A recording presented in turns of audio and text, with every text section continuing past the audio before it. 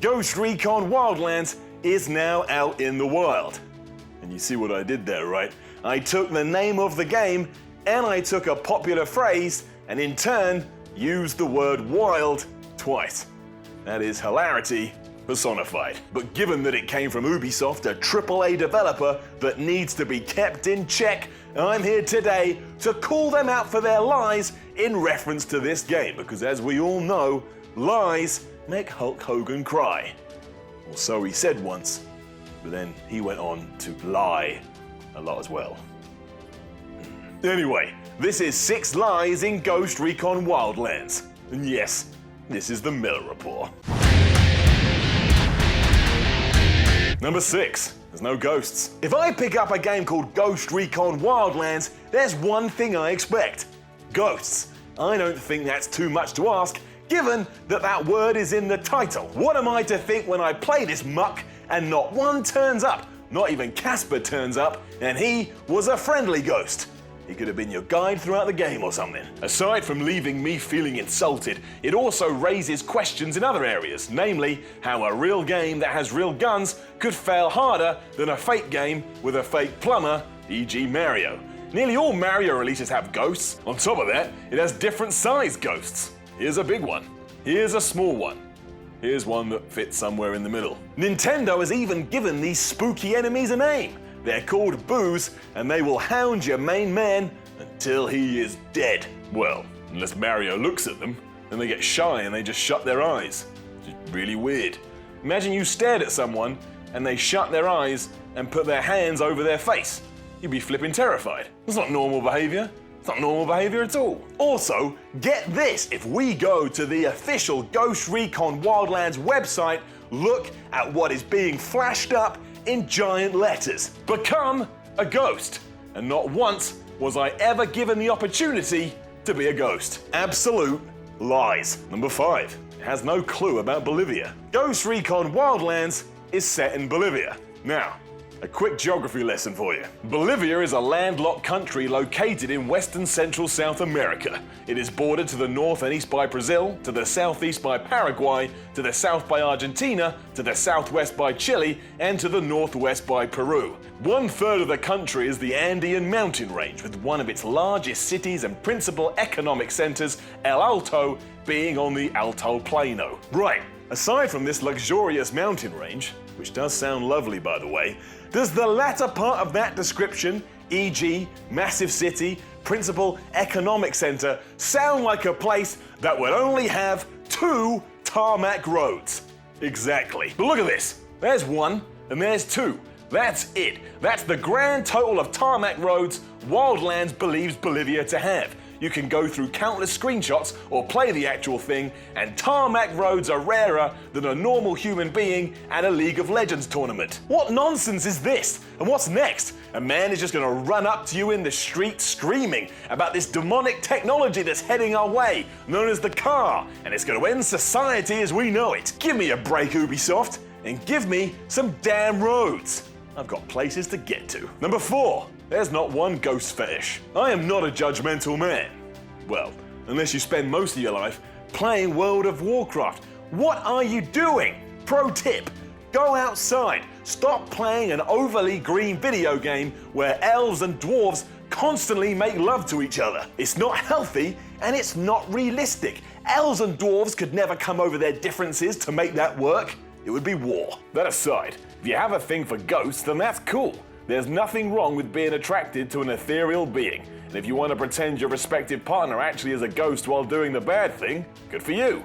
I'm glad you found something you cherish so greatly. The problem, though, is that Ghost Recon Wildlands isn't about this at all, even though it insinuates as much. I searched for Recon on Google, and I was informed about an app where all my desires would be realized. Given there is no other descriptive term in the English language for Recon, I was led to believe I could carry out my private life digitally on my PC, and that maybe some ghosts would be involved.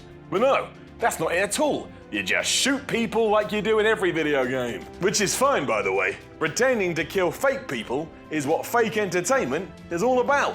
So stop confusing me. Number 3, proper grammar. If there's one thing I can't stand, it's bad grammar. Well, that and people that eat with their mouths open. Are you broken? Does your jaw not work anymore? Or are you just so removed from society, you just don't care? Nobody wants to see food jingling and jangling around in your face hole. So shut it, or I'll shut it for you. With my fist that will be clenched and headed towards your dirty mouth. I'm basically saying I'm going to punch you in the face. Back on point though, look how Ubisoft has spelled the name of this game. There's not one colon, no comma, no full stop. If we read it as it is, you're expected to say it all in one go. So, Tom Clancy's Ghost Recon Wildlands. That sounds like you're having some kind of breakdown and just shouting words into the abyss. We all know the proper and more powerful way to say it would be Tom Clancy's Ghost Recon Wildlands. That's solid, sexy, slender, inviting, like a warm bed at the end of a pleasant evening. Also, what are we going to do if we get sequels? Just start adding words onto it until it's too big to fit on the box? Tom Clancy's Ghost Recon Wildlands 2 Brotherhood Primal Warfare Overwatch Thunder Online Half-Life 3 confirmed? Learn how to use grammar, Ubisoft, and stop lying about it in the name to your stupid nerd game. Number 2. This sentence. Tom Clancy's Ghost Recon registered trademark Wildlands is the very first military shooter in a massive, dangerous, and responsive open world that you can play entirely solo or in 4-player co-op. Ubisoft actually has that written on its official website. That's not true. That is a lie.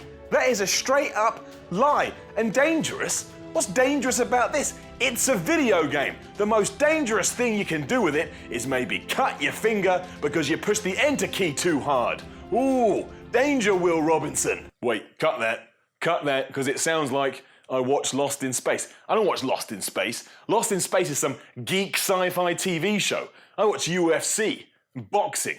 Cut it out. Number 1, it's not Narcos. On paper, Ghost Recon Wildlands pretends it's Narcos.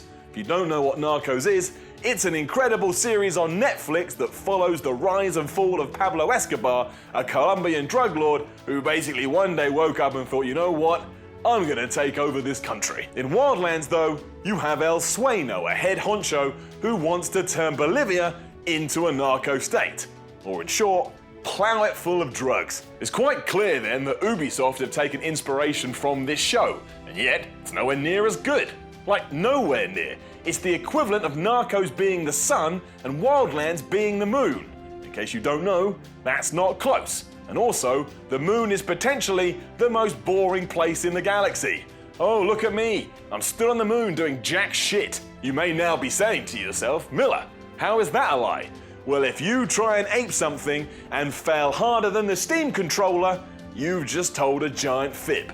Or at least ripped me off from an entertainment standpoint. The story in Wildlands barely exists. You've got to take down the Santa Blanca cartel, and that's it. Just do it. Because we said so. Well, no. I'm not gonna do it just because you tell me to. F*** you.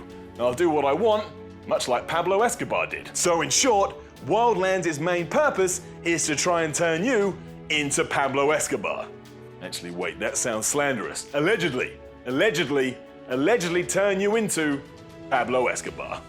Now I know you enjoyed that, so why don't you give a little something back to PCGamesN and subscribe to the channel, like the video, comment on the video, and then go share it on your social network of choice.